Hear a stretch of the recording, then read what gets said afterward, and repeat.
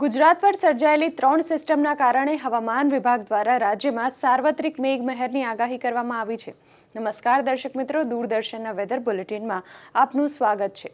ગુજરાતમાં છેલ્લા 2 દિવસથી વરસાદનું જોર ઘટ્યું છે, છતાં હવામાન વિભાગ આગામી 5 દિવસમાં સાર્વત્રિક વરસાદની આગાહી કરી રહ્યું છે। આ ઉપરાંત ગુજરાત ઉપર સર્જાયેલ વરસાદી system, cyclonic circulation, shear zone અને વેસ્ટર્ન ડિસ્ટર્બન્સને કારણે ગુજરાતમાં નોંધપાત્ર સાર્વત્રિક વરસાદ વરસશે તેવી આગાહી હવામાન વિભાગે કરી છે।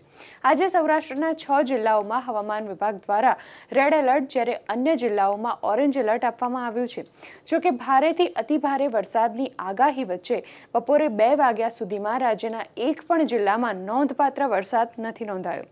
આજે સવારે 6 થી બપોરે 2 વાગ્યા સુધીમાં સૌથી વધુ નડિયાદમાં 1.5 ઇંચ વરસાદ નોંધાયો છે।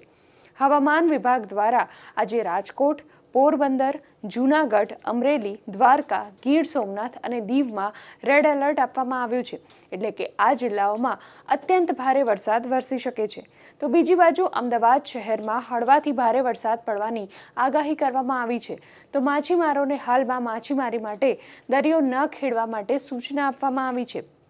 આમ રાજ્યમાં છેલ્લા 2 દિવસથી વરસી રહેલા વરસાદના પરિણામે રાજ્યની જીવાદોરી સમાન સરદાર સરોવર યોજનામાં જળસંગ્રહ 52% પાર કરી ગયો છે, જ્યારે રાજ્યના કુલ 206 જળાશયોમાં 34% વધુ જળસંગ્રહ થયો છે।